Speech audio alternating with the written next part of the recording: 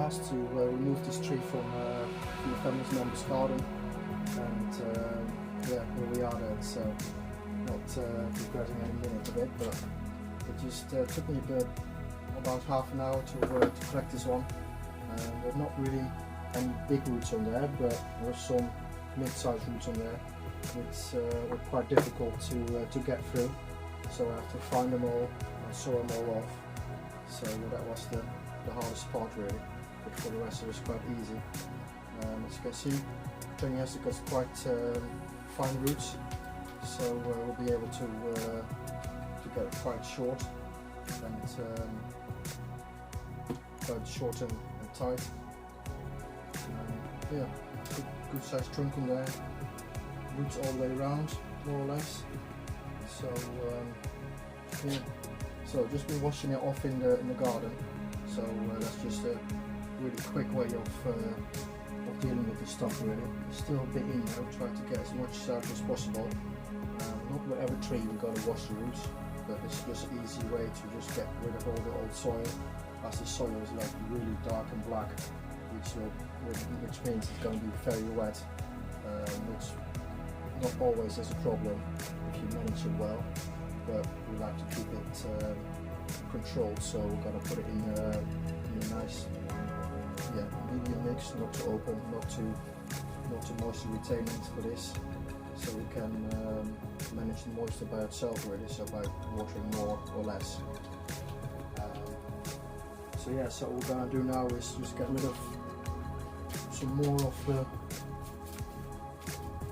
dark soil in there, and then just untangle the roots a little bit.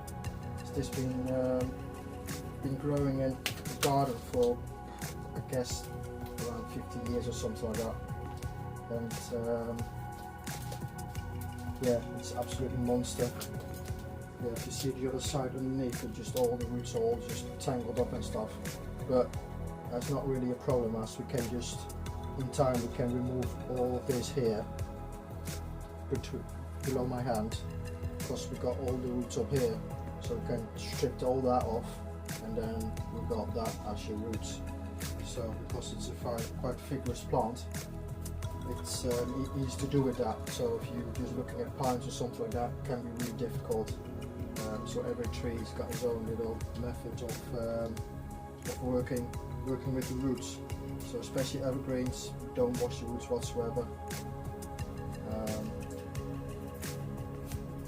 But with deciduous trees, there's no problem to do that really. So the only way you do that, so you can see what you got, especially at this stage, we just want to know what we got, get rid of all the problem roots. So we've got a really big one just crossing here, you might want to reduce that. Yeah, just want to tackle all the big problems now, shove it back in the pot, whatever pot you can find, and then go from there really. Just leave it alone for 2-3 years, and then you come to repot it again.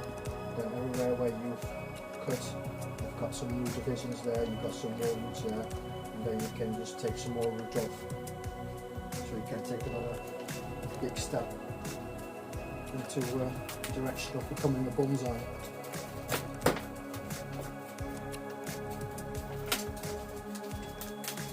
Then in time we can just start carving these and stuff like that. We might have to just take some out, but that's just for the future. For now we're just going to seal all them cuts up. So for now I think this is short enough for what I want it to be. Yeah, and then in the future we can always decide what we're going to do with the top, but for now the roots are more important.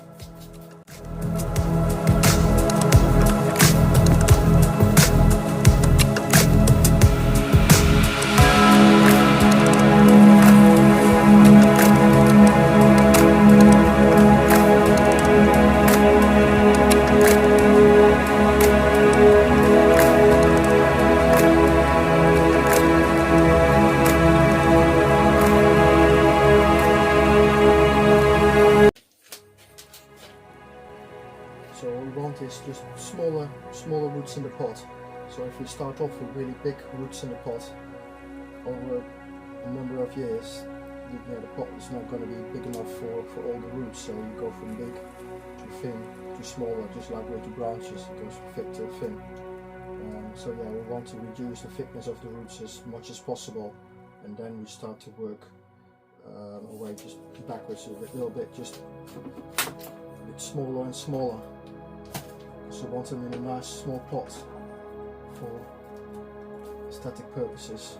So we have to just kind of think away backwards really. So we want it in a smaller spot, about that kind of big. So we have to kind of take a bigger step back, and then in 5-10 years, then it will be in a nice pot like that.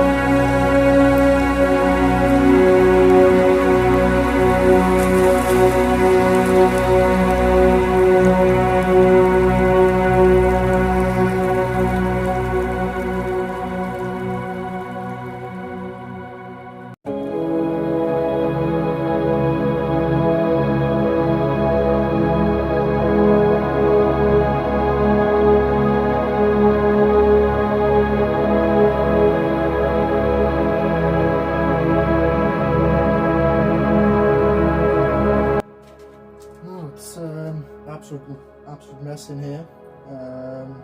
Just managed to get the top out off. Chewed through it with a terrier with a Nikita. So there you go. Nice and flat now.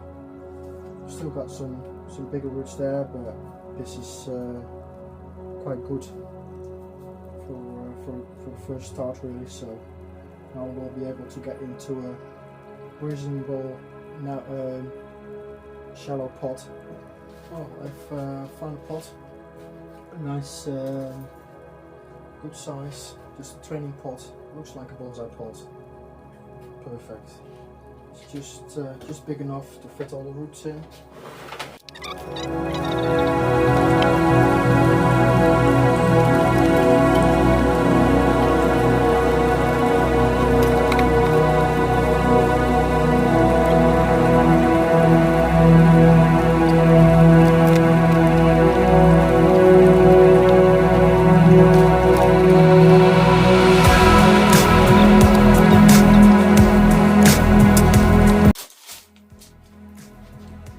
We've got some soil, we've got some pumice, some molar, some grit in there, a little bit of bark, a little bit of carbon soil as well. So this came out of the tree we did the English elm. That is all from this, so I'm going to just reuse that again. Just perfectly for trees to establish in. So